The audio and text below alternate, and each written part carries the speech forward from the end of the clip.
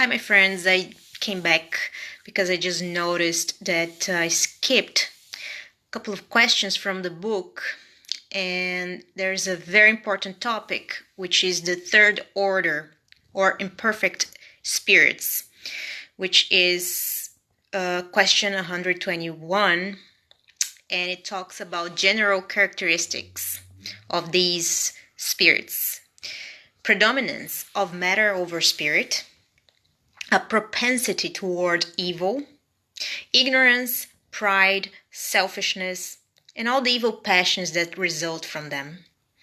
They have an intuition of God, but they do not comprehend God. Not all are essentially evil. However, some are more frivolous, thoughtless, and malicious than downright wicked. Some do neither good nor evil, but the simple fact that they do no good reveals them to be imperfect. However, there are others who take pleasure in wickedness per se and are gratified when they find an opportunity to practice. Third order spirits can ally intelligence with wickedness or malice, but regardless of their intellectual development, their ideas lack elevation and their sentiments are more or less contemptible. Their knowledge about the things of the spirit world is limited, and the little they do know is confused with the ideas and prejudices of corporeal life. They cannot give us more than faulty and incomplete ideas of that world, but the attentive observer may frequently find in their faculty communications great truths. The attentive observer may frequently find in their faulty communications great truths taught by the highly purified spirits. Their character is revealed by their language.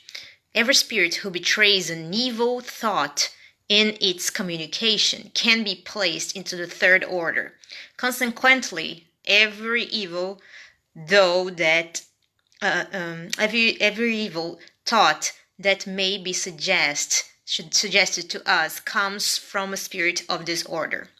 They see the happiness of the good spirits, a sight that tortures them endlessly, because they experience all the anguish that envy and jealousy can produce.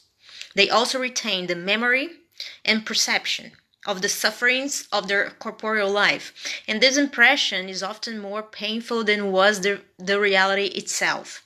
Therefore, they indeed suffer from the wrongs they themselves endured and from those they caused others. And since they suffer from them for a very long time, they believe they will continue to suffer forever, a belief allowed by God as a punishment. We may divide these spirits into 5 principal classes. Question 122. 10th class, impure spirits. These are inclined toward evil and make it the object of all their preoccupations. As spirits, they give unscrupulous advice, incite discord and distrust, and use all sorts of disguises in order to deceive more effectively. They associate with individuals whose character is sufficiently weak to make them yield to their suggestions and be led into misfortune. And they are pleased at being able to retard these individuals' progresses by causing them to succumb in their trials they must undergo. In their manifestations, these spirits may be recognized by their language, trivialness, and coarseness of expression among spirits, as among humans, is always indicative of moral, if not intellectual, inferiority. Their communications reveal the baseness of their inclinations, and if they try to fool us by speaking sensibly, they are unable to maintain the ruse for very long and always end up betraying their origin. Certain cultures have transformed them into malevolent deities, while others have designated them as demons or evil spirits. During incarnation, they are inclined toward all the vices that are engendered by vile and degrading passions. Sensuality, in other words, a noun form of the adjective sensual, arousing or preoccupied with gratification of senses or appetites, carnal, lacking in moral restraints. So by that, it means it. Cruelty, deceit, hypocrisy, covetousness, and sordid greed. They do evil for the pure pleasure of it, most often without reason. Out of hatred for the good, they almost always choose their victims from among honest people. They are the true scourges of humanity, no matter what position they occupy. And no veneer of civility can ever cover their dishonor and ignominy. Question 103. Ninth class. Frivolous spirits. These are ignorant, mischievous, thoughtless, and mocking spirits who meddle in everything and respond to every question with no concern for what is really true. They love causing petty annoyances and little thrills, creating intrigues and misleading people into error through deceit and mischief. To this class belong the spirits commonly designated by the names of hobgoblins, imps, gnomes, and pixies. They are under the subjection of higher order spirits, who often use them as we use servants. In their communications with people, their language is often spirited and facetious, but almost always without depth. They seize upon human oddities and absurdities, which they comment on with sarcasm and satire. If they take distinguished names, it is more out of mischievousness than wickedness. Question 104. Eighth class. Pseudo-learned spirits. The knowledge of these spirits is quite broad, but they think they know more than they actually do. Since they have made a certain amount of progress in some sense, their language has a serious tone about it that can be deceptive as to their true abilities and enlightenment. However, such is frequently nothing more than a reflection of the prejudices and theoretical ideas they held during their earthly life. Their language contains a few truths mixed in with the most absurd errors, giving rise to the presumption, pride, envy, and stubbornness from which they have not been able to free themselves. Question 105. Seventh class. Neutral spirits. These are neither moral enough to do good, nor bad enough to engage in wickedness. Rather, they vacillate between the two. They have not raised themselves above the ordinary human condition regarding either their moral qualities or their intelligence. They are attached to the things of this world and long for its core satisfactions. Question 106. Sixth class. Boisterous and disturbing spirits. Strictly speaking, these spirits do not form a distinct class as to their personal qualities, and they may belong to any of the third order classes. They frequently make their presence known through perceptible and physical effects, such as raps, the movement and abnormal displacement of solid objects, the movement of the air, etc. They appear to be more attached to matter than the others, and they are the principal agents of instability in the globe's elements, whether by acting upon the atmosphere, water, fire, and solid bodies, or in the entrails of the earth. One can recognize whenever such phenomena are not due to any fortuitous and physical cause, because there is an intentional and intelligent character about them. Although all spirits can produce these phenomena, higher order spirits usually leave them to subaltern ones, since they are more suitable for the material rather than intelligent matters. Thus, when the higher order spirits deem that manifestations of this type are useful, they use these spirits as their agents. Second order, good spirits. Question 107. General characteristics: predominance of spirit over matter, desire to do good, These spirits' qualities and ability to do good are in proportion to the degree of advancement they have reached. Some possess scientific knowledge, while others display wisdom and benevolence. The more highly evolved ones combine knowledge with moral qualities.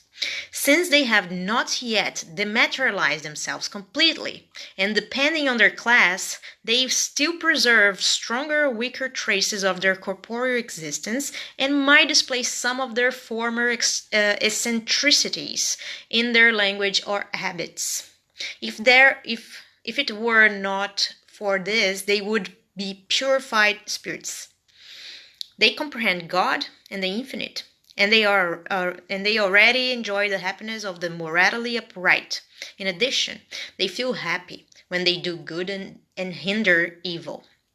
The love that unites them is a source of ineffable happiness and cannot be affected by envy, remorse, or any of the other evil passions afflicting imperfect spirits. Nevertheless, they must continue to undergo trials until they reach perfection.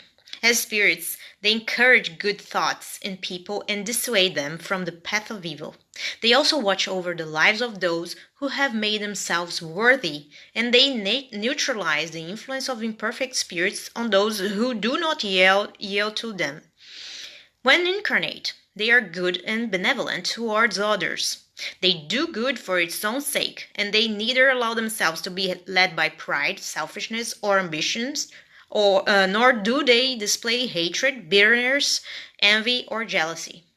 In popular belief, this order includes the spirits called good spirits, guardian spirits, and spirits of benevolence.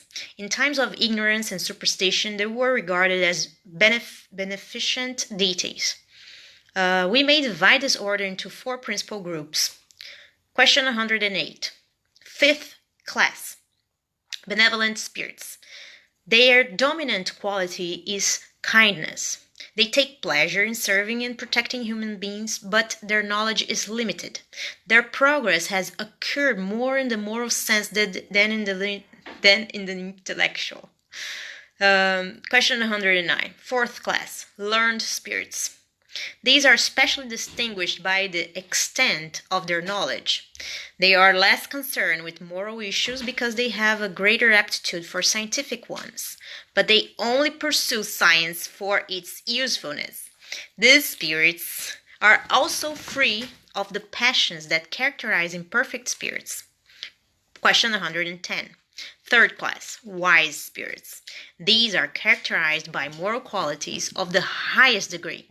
Even though they do not possess unlimited knowledge, they are endowed with an intellectual capacity that enables them to judge people and things precisely. Question 111. Second class, high order spirits. These combine science, wisdom, and goodness. Their language only displays benevolence and is always noble, elevated, and frequently sublime. Their lofty status renders them more able than the others do to impart to us the most correct notions concerning the things of the incorporeal world within the limits of the knowledge permitted to us. They willingly communicate with those who in good faith seek truth, and whose souls are sufficiently freed from earthly connections to enable such understanding.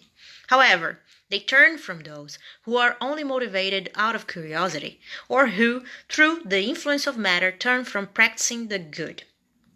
When they incarnate on earth under exceptional circumstances, they accomplish a mission of progress, displaying to us the type of perfection to which humankind can aspire in this world. Question 112. General characteristics. No influence from matter, absolute intellectual and moral superiority in relation to the spirits of the other orders. Question 113. First and only class. These spirits have ascended through all the degrees of the hierarchy and have freed themselves from all the impurities of matter. Having reached the highest perfection possible for created beings, they have no more trials or expiations to endure. Moreover, because they are no longer subject to reincarnation in perishable bodies, they live eternally in the bosom of God. Since they are no longer subject to the needs of or the vicissitudes of material life, they enjoy unalterable bliss. Nevertheless, such bliss is not a monotonous idleness lived in perpetual contemplation. They are the messengers and ministers of God, whose orders they carry out to maintain universal harmony. They direct all the spirits beneath them, help them to perfect themselves, and assign them to their missions. They assist humans in their distress and inspire them to do good or to expiate the wrongs that keep them from supreme bliss. Sometimes these spirits are called angels, archangels, or seraphim. Humans may communicate with them, but those who claim to have them constantly at their orders are very presumptuous indeed. Well, guys, I stay here. A big kiss to you. See you soon. Bye bye.